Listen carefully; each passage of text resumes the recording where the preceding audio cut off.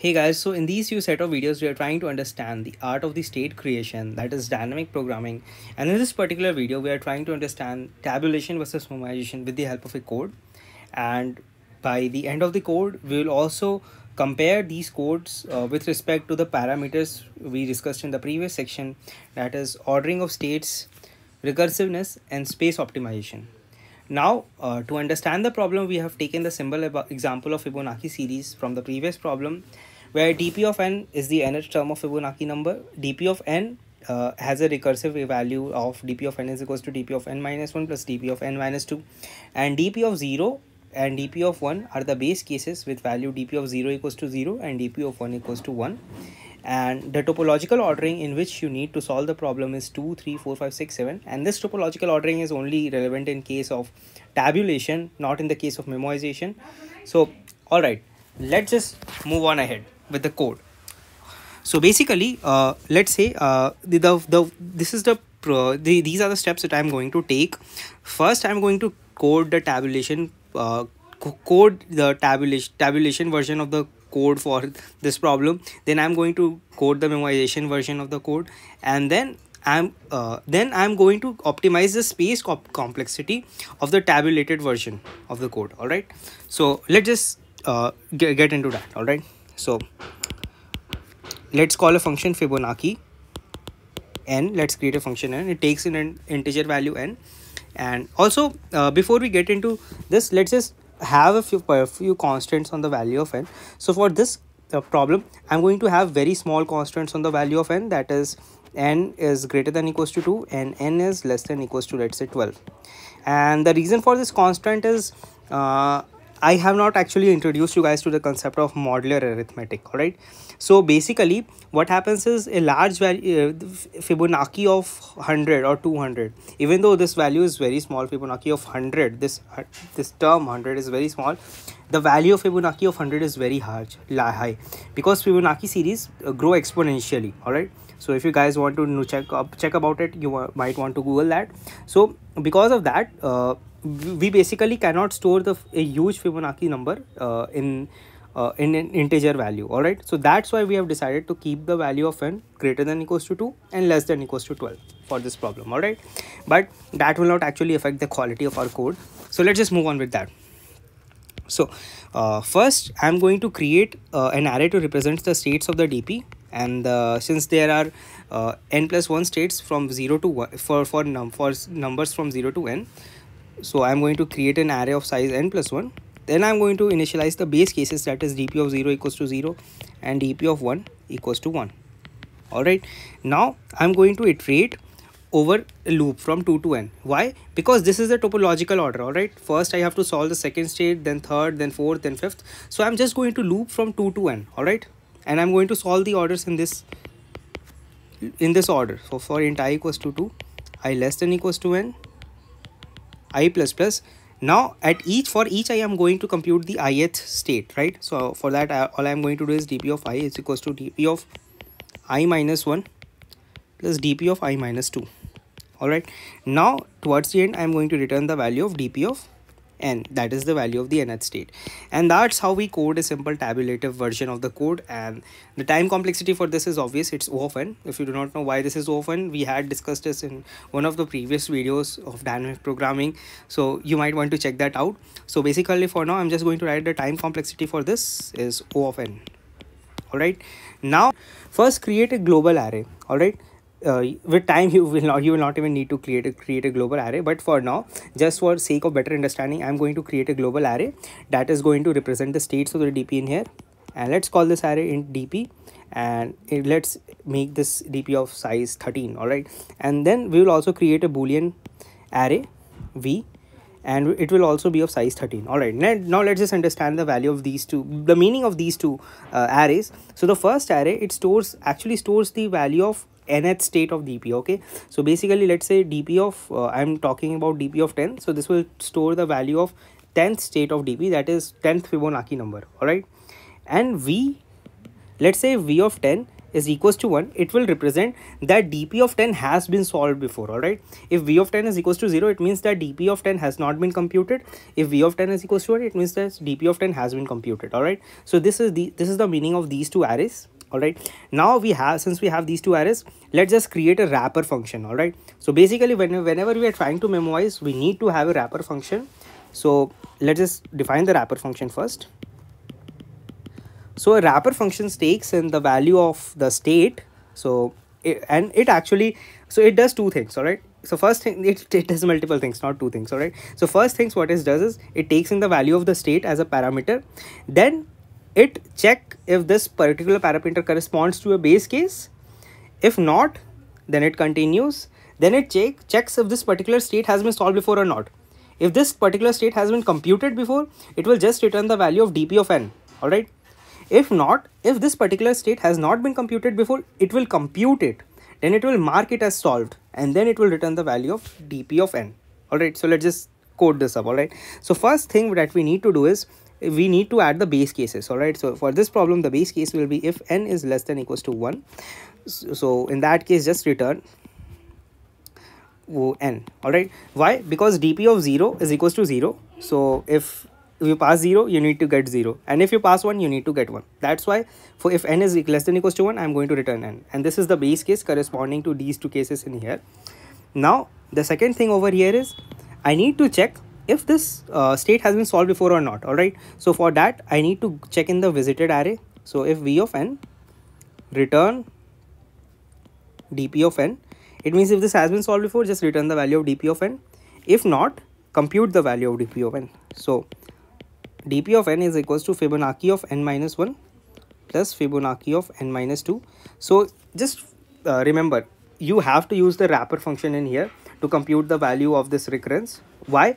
Because you're not sure that dp of n minus 1 has been computed before or not, because in the previous if you look at the tabulative version of the code, you follow a topological order, right? You follow an order, and the reason you follow an order for computing dpi is that you want to ensure that if you are computing dp of I, then dp of I minus 1 and dp of I minus 2 are solved.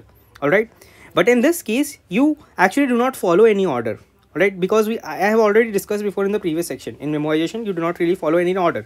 So basically what you do is, when you calculate dp of n, you call the wrapper function, and since you are not sure that you have solved this particular n minus 1th state before or not, this wrapper function over here, it's going to take care of that for you, right? So if you call Fibonacci of n minus 1 over here using this wrapper function, it's going to follow the same steps for n minus 1th state. That is, it will check if the state has been solved before or not. If not, then compute it, otherwise just return the value of it. So this is the beauty of memoization over here, and this is why exactly memoization is able to eradicate the ordering that you have to manually lay down in case of tabulation. All right, in case of memoization, you don't really need to lay down that ordering at all. So now that you have computed the value of dp of n, you just need to mark v of n as visited, that is v of n as solved, that is v of n is equals to 1, and then you can return the value of dp of n. So this is how you tabulate things up. So if you want to calculate the value of Fibonacci of n, all you need to do is, let's say you want to calculate the value of Fibonacci of 15 or 50 of Fibonacci of 10. All right, so all you should do is, in the main function, call Fibonacci of 10, and it will return you the correct value. And so now many people have some trouble understanding this code over here. All right, so basically the time complexity of this code is O of n. And why is that? Whenever I try to understand memoization, all I do to compute the time complexity of memoization, all you need to do is these things: calculate the number of states in there. So in this particular problem, there are n states in total. All right, so you know there are n states, and then also check the time to compute each state. All right, so the time to compute each state is O of 1 only. All right, so each state is just a recurrence relation. All right, so the total time complexity is n into O of 1, that is O of n in this case. So now another point to notice over here is, if you look at this step over here, this part of the code, if you delete this entire code will run in exponential time.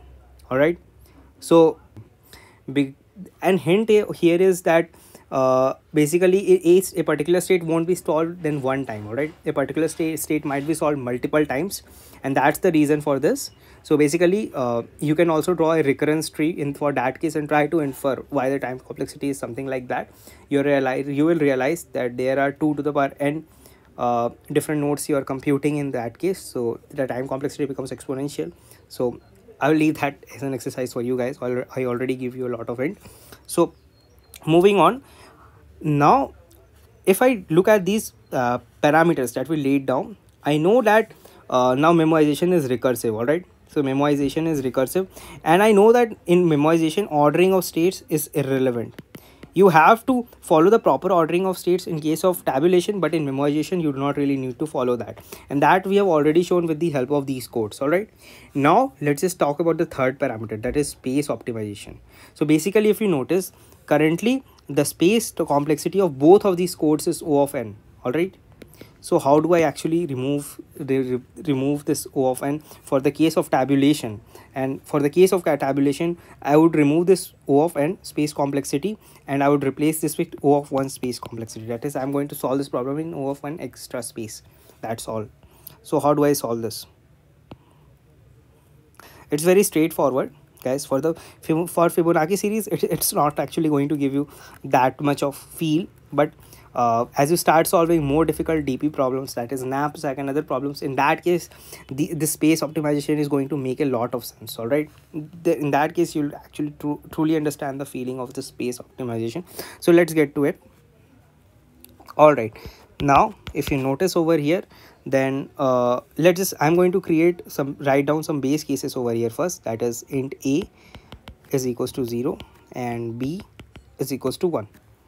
All right, so this a corresponds to dp of 0 and b corresponds to dp of 1. All right, so now what I will do is I'm going to create another variable c over here. Then what I will do is I'm going to iterate over all the states from 2 to n. All right, so for in the topological order that we have mentioned, I equals to 2, I less than equals to n, I plus plus, then I'm going to update the value of c as c equals to a plus b. All right, then I'm going to update the value of a as b, and then I'm going to update the value of b as c, and by the end of this loop I'm going to return c.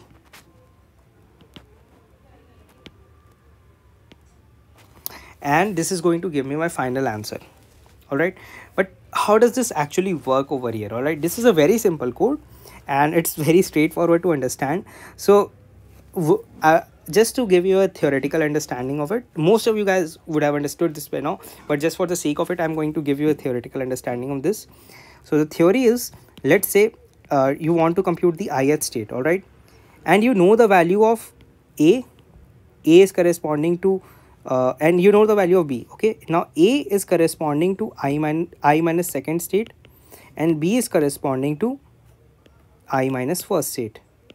All right, and c, after you add both of them, c is now corresponding to ith state. All right, now let's say you want to compute the I plus 1th state. All right, now the next challenge is to compute the I plus 1th state. So what will you do? All right, so for that you will update the value of a with you would want the a to hold the I minus 1th state and b to hold the ith state. That is, you would want them to shift. You would want to increment the value of a by one Fibonacci number and b by one more Fibonacci number. So in that case, you update the value of a with b and you update the value of b with c. All right, and then in the next iteration you compute the value of a plus b again, that is I plus 1th state. So that's how it's proceeding over here. So at the end of the nth loop, c is going to hold the value of dp of n, and then you return the value of c in here. So this is how a basic space optimization works in case of Fibonacci problem. Now most of you guys won't really be happy with this code, and I understand, guys, but this only for the sake of understanding of you guys. So for those who are beginners and for those who really do not have that much command over like let's say this entire concept. All right, so this is for those guys. All right, now for those who want to understand the true power of space optimization, you might want to keep watching the coming videos where we will discuss the space optimization over multiple problems like knapsack, longest common subsequence, and many such problems. All right, and there we will also understand, like we will conceptually understand how we can optimize the space whenever needed. All right, when can we optimize the space, when can we not optimize the space, and so on. All right, so that's all for this video, guys. I hope you guys got to learn a lot from this one, and thank you guys for watching the video.